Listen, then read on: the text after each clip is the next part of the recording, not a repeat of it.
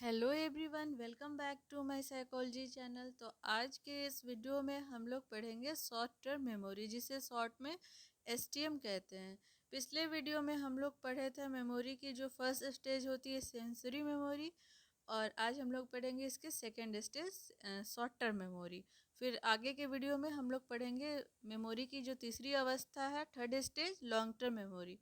तो चलिए स्टार्ट करते हैं शॉर्ट टर्म मेमोरी, जो कि मेमोरी की सेकेंड स्टेज है। तो प्राचीन दार्शनिक विलियम जेम्स 1890 में इसे प्राइमरी मेमोरी का नाम दिया था। संवेदी अवस्था से जब सूचनाएं स्मृति प्रणाली की द्वितीय अवस्था में प्रवेश करती है तो उन्हें अल्पकालिक स्मृति कहा जाता है। रैथस 1984 के अनुसार अल्पकालिक स्मृति का आशय ऐसी स्मृति से है जिसमें संवेदी सूचनाएं लगभग 15 से 20 सेकंड तक पुनर्स्मरण के लिए उपलब्ध रहती है, अर्थात इसकी भी अवधि कम ही होती है सेंसरी मेमोरी की तरह, लेकिन सेंसरी मेमोरी से थोड़ी सी ज़्यादा होती है। उसमें 15 से 20 सेकंड तक पुनर्स्मरण के लिए उपलब्ध रहती है सूचनाएं। और गिल्टमैन 1983 के अनुसार अल्पकालिक स्मृति वह स्मृति होती है जो सामग्रियों को लगभग 1 मिनट तक संचित किए रखती है, जिसकी भंडारण क्षमता कम होती है और जिसमें दीर्घकालिक स्मृति की तुलना में सामग्रियों का प्रक्रमण अपेक्षाकृत कम होता है।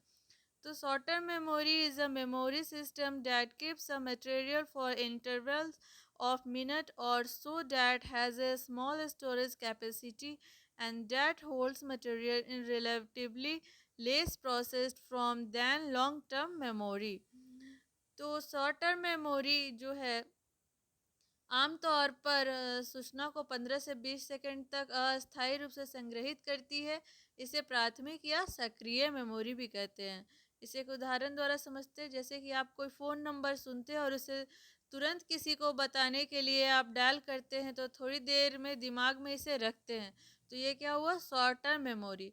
लेकिन इसे फिर जब तक अगर हम दोबारा दोहराएं तो ये मेमोरी जो है वो लॉन्ग टर्म मेमोरी में शिफ्ट हो जाती है। और थोड़ी समय के लिए अगर हम इसे अपने दिमाग में रखते हैं तो सिर्फ ये शॉर्ट टर्म मेमोरी में रहता है। तो इस प्रकार स्पष्ट है कि अल्पकालिक स्मृति की अवधि अपेक्षाकृत कम ही होती है। इसकी अवधि अधिकतम 1 मिनट तक मानी गई है। इस अवस्था में प्रायः सीखी गई सामग्रियों का प्रक्रमण कम हो पाता है, जैसे कूट संकेतन, अव्यक्त अभ्यास, नामकरण नामकरण और विश्लेषण इत्यादि। इस कारण इसमें विस्मरण तेजी से हो पाता है।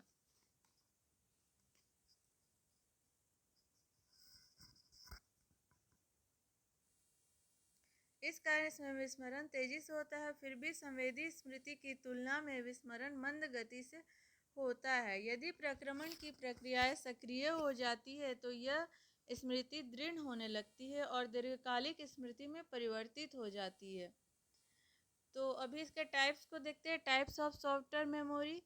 तो अल्पकालिक स्मृति को दो प्रकार को माना गया है। पहला इन्हें इमीडिएट मेमोरी, दूसरा जो है वर्किंग मेमोरी।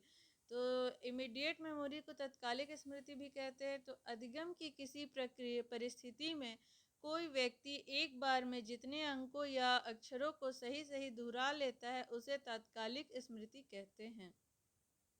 अवधान विस्तार के प्रयोगों द्वारा इसका मापन सरलता से कर सकते हैं। इसमें अंक या अक्षर समुच्चय जो है सेट प्रस्तुत किए जाते हैं। इनमें संख्या अलग अलग होती है। प्रयोज्य उन्हें सुनने के बाद तुरंत दोहराता है। सामान्यतः लोग 7 ± 2 अंक तक दोहरा पाते हैं, इसलिए इसे जादुई अंक 7 भी कहा जाता है। तो जो इमीडिएट मेमोरी होता है, जिसे अल्पकालिक स्मृति या प्राथमिक स्मृति भी कहा जाता है, यह वह क्षमता होती है जो थोड़े मात्रा में जानकारी को बहुत कम समय के लिए सक्रिय और सुलभ अवस्था में संग्रहित करती है।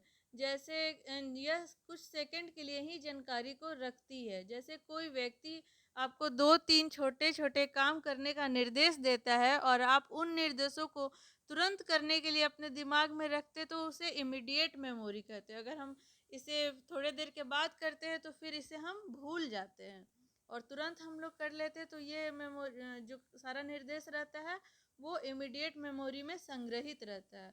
दूसरा जो है वर्किंग मेमोरी, जिसे क्रियात्मक स्मृति भी कहते हैं।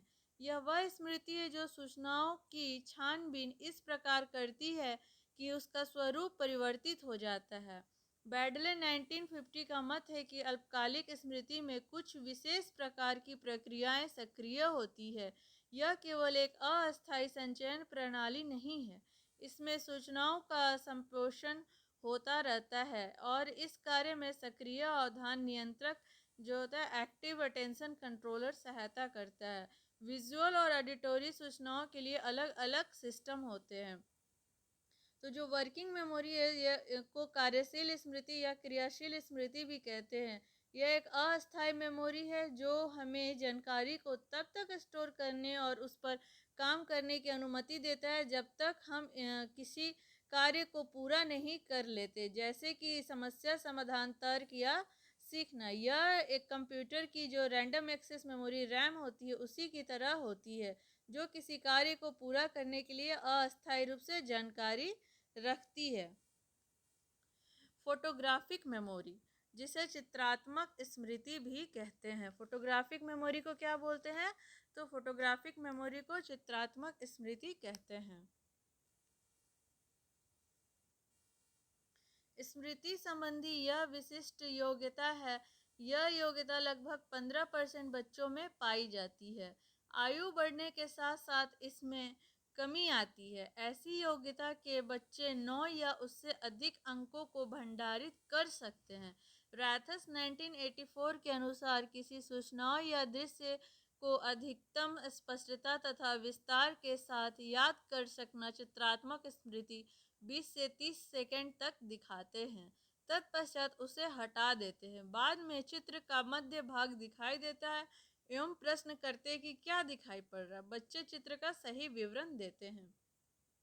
तो जो फोटोग्राफिक मेमोरी है जिसे इडेटिक मेमोरी भी कहते हैं, तो किसी देखी हुई चीज या जो दृश्य को अत्यंत सटीकता के साथ मन में पूरी तरह से याद रखने की क्षमता होती है, जैसे किसी तस्वीर की तरह।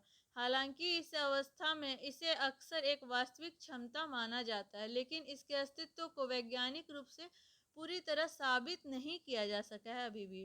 कुछ लोगों जो होते विशेष रूप से बच्चों में शुरुआती बचपन में इस तरह की याददाश्त पाई जाती है, लेकिन यह जब जैसे जैसे बच्चे बड़े होते हैं और युवा अवस्था में पहुंचते वयस्क होते हैं तो यह मेमोरी जो होती है चित्रात्मक मेमोरी यह बहुत दुर्लभ हो जाती है, सिर्फ बच्चों में ही पाई जाती है। तो वैज्ञानिक इस क्षमता के अस्तित्व को लेकर एक मत नहीं है। तो अभी हम लोग पढ़ रहे थे शॉर्ट टर्म मेमोरी, अभी इसकी हम लोग विशेषताएं को पढ़ेंगे कि शॉर्ट टर्म मेमोरी की क्या क्या विशेषता है। रैपिड, पहला जो है rapid reduction of retention of STM, अल्पकालिक स्मृति में धारण की शीघ्र हानि। पीटरसन के अनुसार यदि कोई भी याद की हुई सामग्री मन में भंडारण या कोड की जाती है तो 12 सेकंड में ही उस सामग्री का 25% मन में रहता है और 75% को हम लोग विस्मरण या भूल जाते हैं, और 18 सेकंड के बाद यह हानि 90% हो जाती है। इसलिए स्पष्ट है कि सीखने के तुरंत बाद विस्मरण की क्रिया बड़ी तेजी से होती है। दूसरा जो है STM and degree of learning, अल्पकालिक स्मृति और सीखने की मात्रा। अनेक प्रयोगों से यह सिद्ध हो चुका है कि यदि सीखने की मात्रा किसी रूप में बढ़ा दी जाती है तो अल्पकालिक स्मृति की हानि सीखने की मात्रा के साथ साथ कम हो जाती है। हेलियर के प्रयोगों के आधार पर सिद्ध हो चुका है कि अभ्यास में वृद्धि के साथ साथ धारण में हानि की मात्रा उसी रूप में घट जाती है जैसे पहले थी। हेलियर के प्रयोग में 1 बार, 2 बार, 4 बार और 8 बार त्रिपदों को दोहराया गया। इसके बाद विषयों में उल्टी गिनती कर गिनवाई गई ताकि बच्चे की अवधि में सीखी हुई सामग्री को मन ही मन दोहराया ना जा सके। उल्टी गिनती गिनवाने के बाद धारण परीक्षण 3 सेकंड, 9 सेकंड और 18 सेकंड, 27 सेकंड के बाद लिया गया। इससे यह बात पता चली कि धारण की मात्रा में हानि अभ्यास से प्रभावित होती है। अभ्यास बढ़ने के साथ साथ धारण की मात्रा में हानि की मात्रा कम होती जाती है, कि जितना अभ्यास करेंगे उसमें जो धारण की मात्रा होती है उसमें हानि की जो मात्रा होती है वो कम होती है। अभी हम लोग पढ़ेंगे अल्पकालिक स्मृति और अग्रोमुख और पृष्ठोमुख का व्यक्तीकरण, मतलब प्रोएक्टिव इंटरफेरेंस और रेट्रोएक्टिव इंटरफेरेंस। तो जो प्रोएक्टिव इंटरफेरेंस होता है अग्रोमुख व्यक्तीकरण का अर्थ कि जब एक याद की हुई सामग्री सीखने के बाद दूसरी याद की हुई सामग्री सीखी जाती है, तो दूसरी सामग्री में ऐसा प्रभाव पड़ता है कि उसे याद करना कठिन हो जाता है। इसे अग्रोमुख व्यक्तिकरण या बाधा कहते हैं। जैसे कि यह तब होता है जब पहले सीखी गई या पुरानी जानकारी के बाद में नई जानकारी सीखने या याद करने में बाधा डालती है। जैसे नई भाषा सीखते हैं, सीखते समय पुरानी भाषा के शब्द, जैसे हम नई भाषा जब सीखते तो उस समय हमें पुरानी भाषा जो सीखा हुआ भाषा है वो याद आने लगे, और नए शब्दों को सीखने में बाधा डालने के कारण होने वाली कठिनाई, इसे कहते हैं प्रोएक्टिव इंटरफेरेंस। और जो रेट्रोएक्टिव इंटरफेरेंस होता है, यह तब होता है जब नई सीखी हुई जानकारी पुरानी जानकारी को याद करने में बाधा डालती है। जैसे आप एक नया पता सीखते हैं, कोई नया एड्रेस सीखते हैं, और जब कोई आपसे आपका पिछला पता पूछता है तो आप वह याद नहीं कर पाते हैं, क्योंकि आपका दिमाग नए पते पर केंद्रित होता है। तो ये हुआ प्रोएक्टिव और रेट्रोएक्टिव इंटरफेरेंस। तो अभी हम लोग पढ़ रहे थे शॉर्ट टर्म मेमोरी, जो कि काफ़ी इम्पॉर्टेंट टॉपिक है। ये 11th क्लास में भी इसे पढ़ना है, और इसे ग्रेजुएशन का सेमेस्टर मतलब एमजेसी का सेमेस्टर 1 में भी पढ़ना है। तो ये काफ़ी इम्पॉर्टेंट टॉपिक है, इसे आप लोग पढ़िए और समझिए।